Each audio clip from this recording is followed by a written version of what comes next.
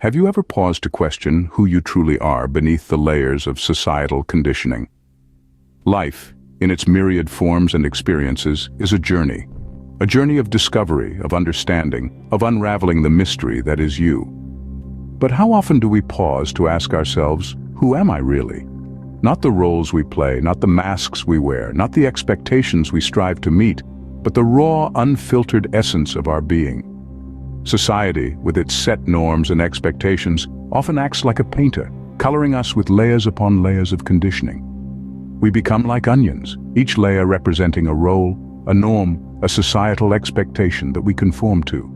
And in this process, the true self, the core of who we are, gets buried beneath these layers.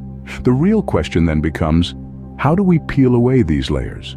How do we strip away the roles, the masks, the expectations to reveal the true self that lies beneath? The answer, as with many things in life, lies in introspection, in self-reflection, in the courage to question and challenge the status quo. Imagine standing in front of a mirror, not a physical one, but a mirror of introspection. As you peel away each layer, as you shed each role, you begin to see a glimpse of the true self that lies beneath. It's not an easy process. It's not a comfortable process, but it's a necessary process in the journey of self-discovery. This journey of self-discovery is not a destination, but a continuous, ever-evolving process. It's about understanding that the world around us is a classroom, and life, in all its glory and challenges, is the teacher. It's about realizing that the core laws that shape our world are not about control, but about understanding, about seeking, about learning. So let's embark on this journey together. Let's peel away the layers, let's question, let's seek, let's discover. In the quest for self-discovery, the first step is to question, to peel away the layers until we reach the core. Ancient wisdom, buried deep within the annals of time, holds the key to understanding ourselves. Let's embark on a journey back in time, where the echoes of ancient wisdom still linger. These echoes tell tales of a deeper understanding of the self, a wisdom that often seems lost in our modern world. Picture the old philosophers, from Socrates to Lao Tzu, who tirelessly sought to decipher life's enigmatic code. These wise souls knew that the journey of 1,000 miles begins with a single step, and that step is self-realization. Socrates famously asserted, "Know thyself." These two simple words, packed with profound wisdom, remind us that understanding ourselves is the cornerstone of a meaningful life. Imagine the ancient scriptures and texts, like the Upanishads and the Tao Te Ching. They speak of the self as a divine entity, a fragment of the cosmos, an eternal spirit. They teach us that everything we seek externally resides within us. The joy, the peace, the love, everything is within. We are not just a body or a mind, we are the soul, the true self. Consider the Buddha, who sat under the Bodhi tree and attained enlightenment. His journey wasn't one of discovering some external truth, but rather, it was a journey inward. He discovered that the root of all suffering is ignorance of our true nature. The Buddha found the key to liberation within himself, and so can we. From the mystics of the East to the philosophers of the West, the message remains the same. The answers we seek lie within us. We are, in essence, the universe experiencing itself. To know oneself is to know the universe. Our modern world may be fast-paced and ever-changing, but the ancient wisdom remains as relevant as ever. It's a compass guiding us on the path of self-discovery, leading us to the treasure that is our true self. Like a miner unearthing precious gems, so must we dig deep within ourselves to discover our true essence.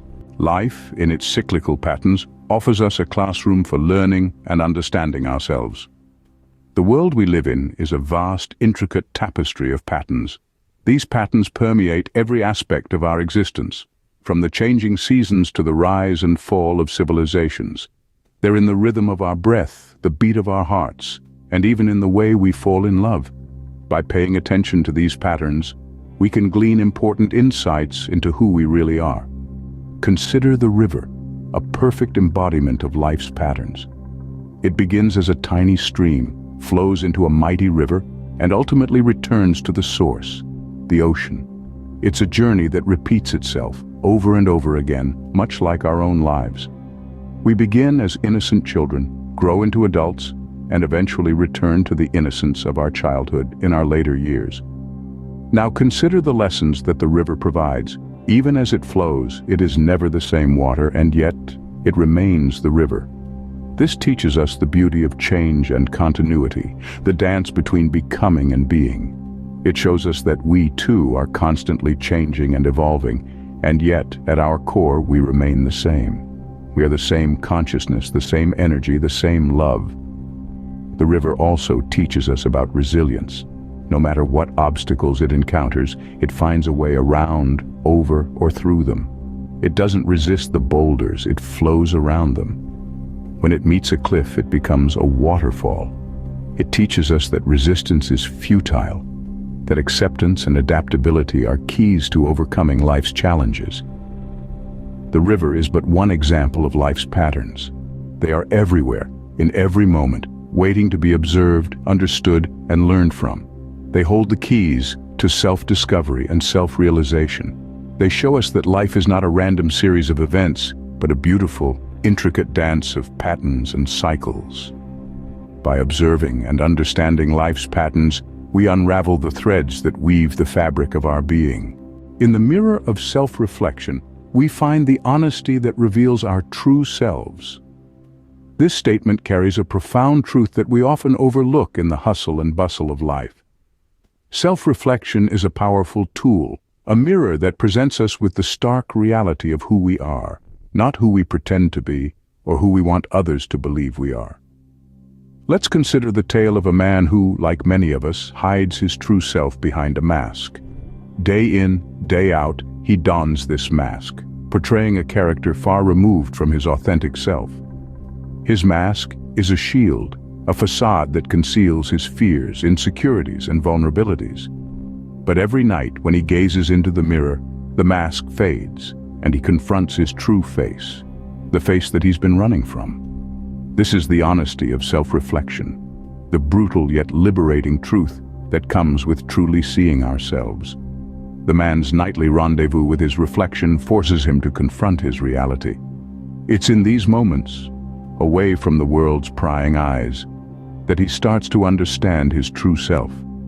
He sees the man behind the mask, the man he's been trying to hide, but who, in reality, is the essence of who he is. The mirror of self-reflection does not lie. It does not sugarcoat or distort. It shows us as we are, in our rawest, most genuine form. It brings to light the fears we've buried, the dreams we've shelved, the strengths we've overlooked, and the potential we've yet to tap into. It's in this honesty that we start to understand ourselves, to accept ourselves, and ultimately, to grow. Self-reflection is not about being harsh or judgmental. It's about being honest, about acknowledging our flaws and celebrating our strengths. It's about understanding that it's okay to have weaknesses and that it's okay to be human. It's about realizing that the mask we wear is not who we are, that our true self is much more than a facade. With honesty as our guide, we lift the veils that obscure our true selves. As we journey towards self-realization, let's pledge to be honest in our self-reflection, to embrace our authenticity, and to shed the masks that hide our true selves. Life, like a river, flows incessantly. Can we control this flow, or should we learn to flow with it? Imagine a leaf falling gently onto the surface of a flowing river. The leaf doesn't fight against the current, it doesn't try to go upstream, and it doesn't stubbornly stay still. Instead, it allows the river to carry it, moving with the flow, not against it. This is the nature of life itself. We, as individuals, are like this leaf. We find ourselves on the river of life, and often we try to fight the current, to control it, to bend it to our will. But the river, like life, is far more powerful and far more complex than we can comprehend. Consider this. We live in a universe governed by laws that shape and mold the world around us. The law of gravity, the law of conservation of energy, and so on. These laws are immutable, unchangeable. They are the current of the river of life. In our attempts to control life, we are, in essence, trying to control these laws, to go against the current. But how can we control something that is beyond our understanding, beyond our grasp? The futility of this endeavor becomes apparent, and it is in this realization that we begin to understand the flow of life. Understanding the flow of life is not about giving up or surrendering to fate. It's about recognizing the patterns, the cycles, the ebb and flow of existence.